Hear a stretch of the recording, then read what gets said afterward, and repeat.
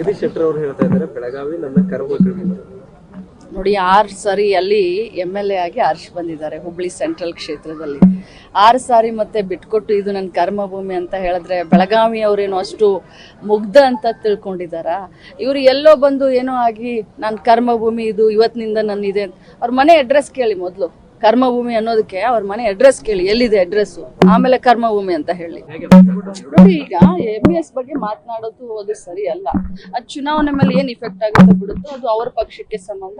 ಅದು ಅವರ ಮೂವ್ಮೆಂಟ್, ಅದೊಂದು ಪಕ್ಷ ಅಲ್ಲ, ಅದೊಂದು ಮೂವ್ಮೆಂಟ್. MES ಅಂದ್ರೆ ಅದೊಂದು ಮೂವ್ಮೆಂಟ್. ಅದ್ರ ಬಗ್ಗೆ ನಾವು ಚಿಂತೆ ಆಗ್ಲಿ ಮಾಡುವಂತ ಪರಿಸ್ಥಿತಿ ನಮಗಿಲ್ಲ. ನಮ್ಮ ಗುರಿ ಮೇ 7ನೇ ತಾರೀಕು ಚುನಾವಣೆ ಇದೆ, ಜೂನ್ 4ನೇ ತಾರೀಕು ರಿಸಲ್ಟ್ ಇದೆ.